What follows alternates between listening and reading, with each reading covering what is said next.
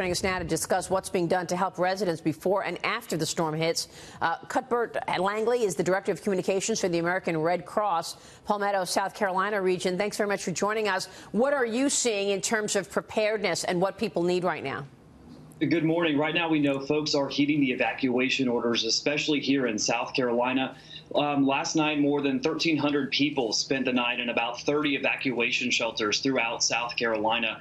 We have got crews that are continuing to come into Virginia, North Carolina, and South Carolina as well. About 1,500 disaster workers are either on their way or here on the ground in South Carolina and really up to Virginia. So the Red Cross really is working around the clock right now to mobilize those supplies, to get food and water into those shelters and work with folks who are evacuating.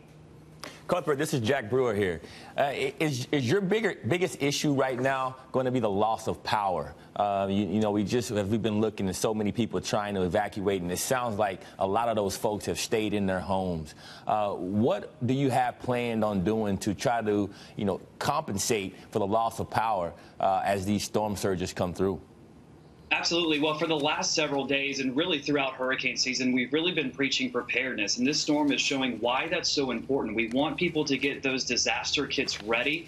So obviously, we want them to heed those evacuation orders. But if they stay, you're going to want to get those non-perishable foods. You're going to want to get water, want to get a battery-operated NOAA radio. All of those important documents in your home as well that you may need, those are so important. So we really are urging people to heed the evacuation order. We hope folks are preparing, and they can also do that by downloading the Red Cross Emergency app. This really is everything that you need to know to prepare for any sort of natural disaster right there on your cell phone. So we're urging people to follow the orders and hoping that they are preparing as well. Just one thing I wanted to point out so people can understand why some people or many people might not evacuate. I'm not talking about people right on the ocean or right on, say, the intercoastal waterway, but these are people who are not rich folks. They can't afford to get in their car and be gone for weeks on end, staying in a motel or a hotel somewhere, number one. Number two, and it is very confusing, but the way that these storm tracks are reported, you tell people to just drive west. I heard that from the mayor of New Bern, North Carolina earlier today, but west where? Because the track of this storm changes, and then you basically put people in harm's way because they're in an area inland that gets flooded.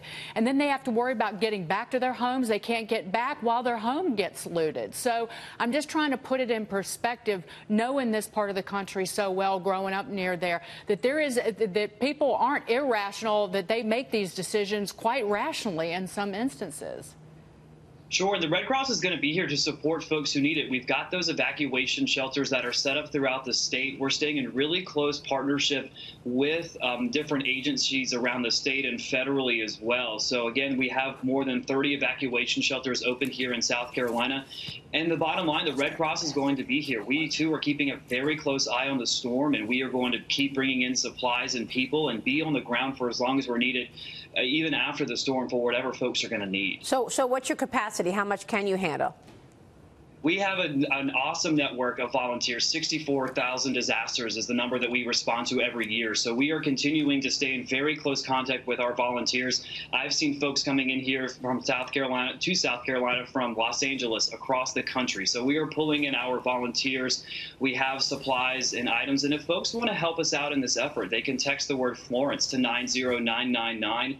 That'll be a $10 donation. Really, financial donations are the best way to help the Red Cross right now as we continue to see what Hurricane Florence brings to really North Carolina and South Carolina. Because we just, Matt, you asked an important question during the break. We really don't know where this goes. Yes, it's been downgraded, but it can also gain steam, right? It can be upgraded at some point, too. We don't know. We're keeping a very close eye on the storm. I grew up here in Charleston. I was 6 weeks old when Hurricane Hugo hit, sleeping in my parents' laundry room, and we were out of power for several weeks. So you really don't know what a hurricane is going to do, which is why it's so important that people are preparing their homes and preparing their families for whatever comes their way. All right. Thanks very much, Cuthbert Langley, for joining us. We'll be watching. Thank you.